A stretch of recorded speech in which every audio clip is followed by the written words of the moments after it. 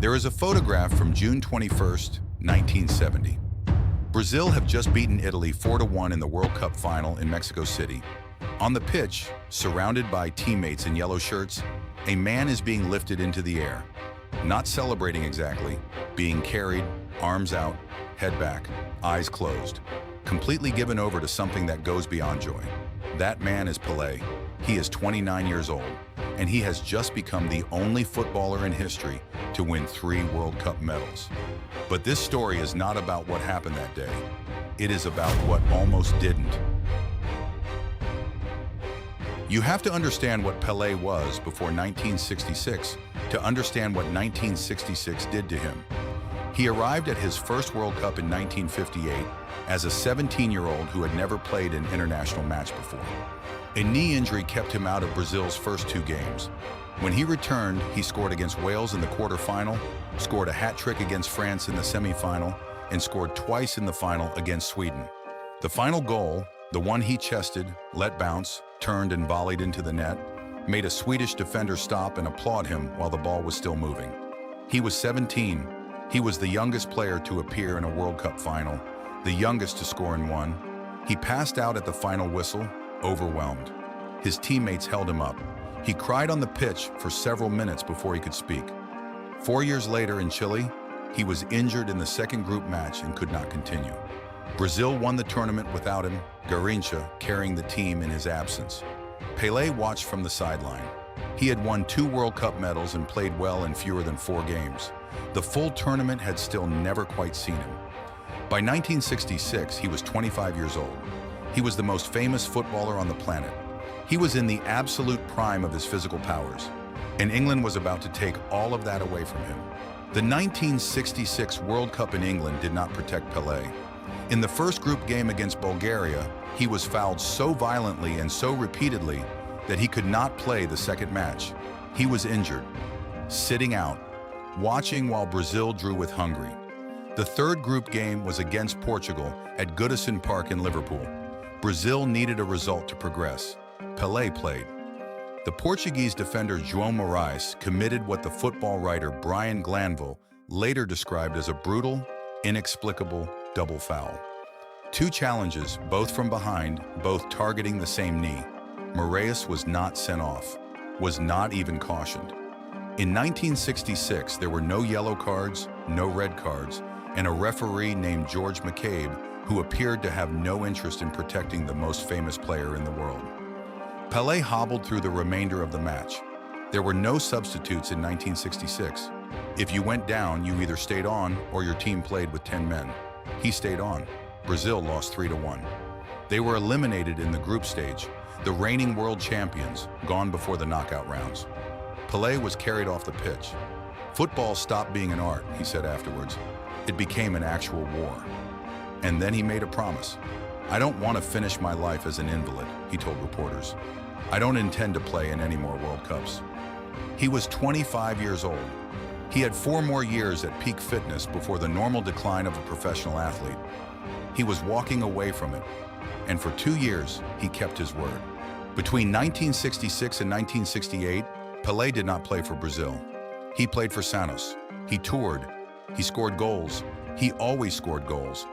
But the punishing schedule of endless exhibition matches across Asia, Africa, Europe, and the Americas left him drained in ways that went beyond the physical.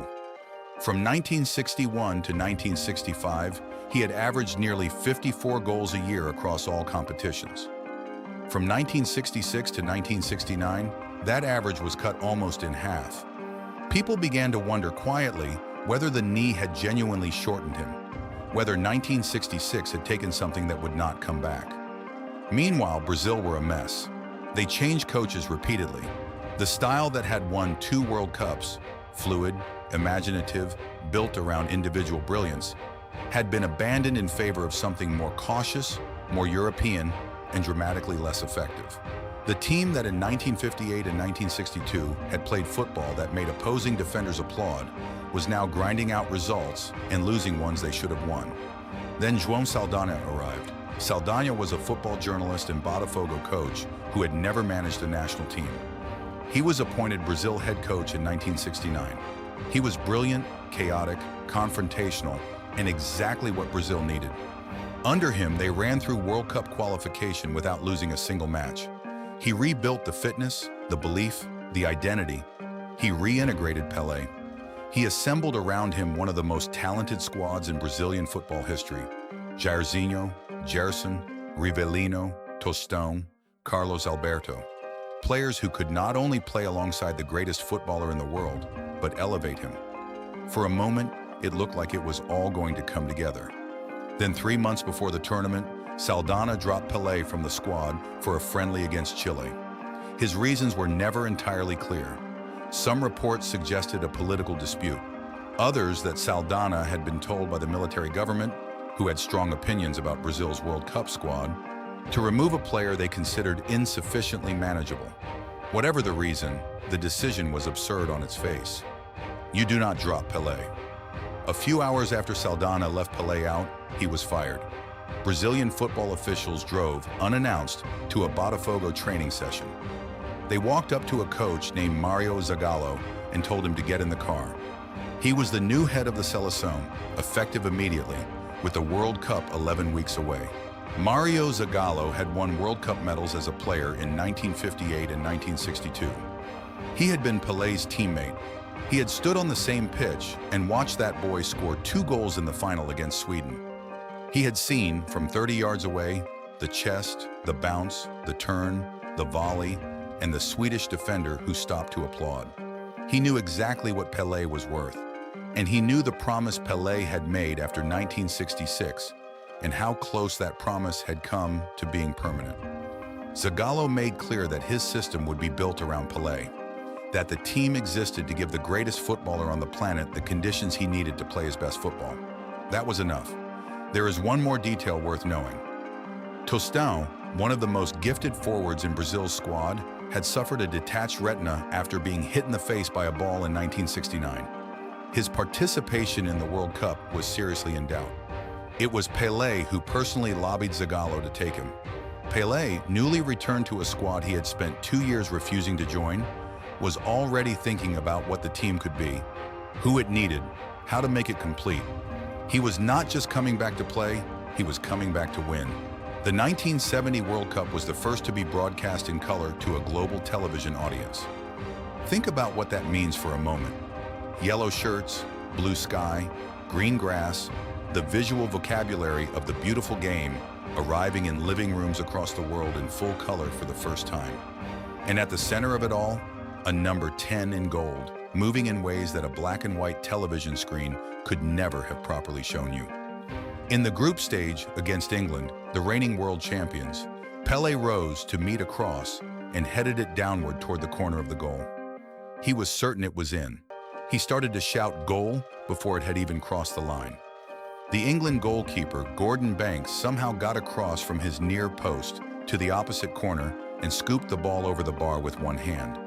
Pelé stopped mid-celebration, shook his head and said what became one of the most quoted sentences in football history. He told Banks it was the greatest save he had ever seen. Banks later recalled that as he turned from the goal back to his position, laughing slightly in disbelief at what he had just done, England captain Bobby Moore said to him, "You're getting too old, Banksy. You used to hold on to them."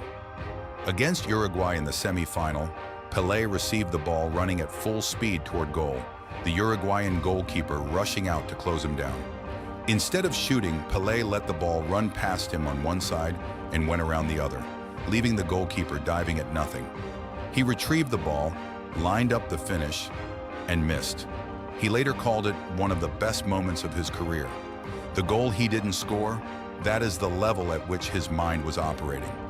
In the final against Italy, leading 3-1, Carlos Alberto received the ball at the right edge of the penalty area after a move that had involved 8 Brazilian players touching it in sequence, each pass purposeful, each movement creating the next. Pelé's role was not to shoot.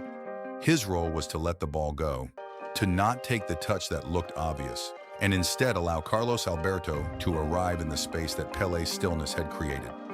Carlos Alberto hit it first time, low, hard, into the corner. It may be the greatest team goal ever scored. Brazil won 4-1. The Jules Rimet Trophy, claimed 3 times, became theirs to keep. Pelé was lifted into the air by his teammates, and the photograph was taken, arms out, head back, eyes closed, and it became one of the most recognizable images in the history of sport. Consider for a moment what doesn't exist if Pelé keeps his promise. Gordon Banks never makes the save. It isn't the greatest save of all time because the greatest player in the world never forces it. Carlos Alberto never scores that goal because Pelé isn't there to let the ball run, to create the space, to understand in the fraction of a second before the ball arrives what the correct action is and have the self-control to do nothing. Jairzinho scores in every single game of the 1970 tournament, the only player in history to do so. But does he do that without Pelé drawing defenders, creating gaps, demanding attention that frees the space Jairzinho runs into? And this, the 1970 World Cup is the first one watched by a global audience in color.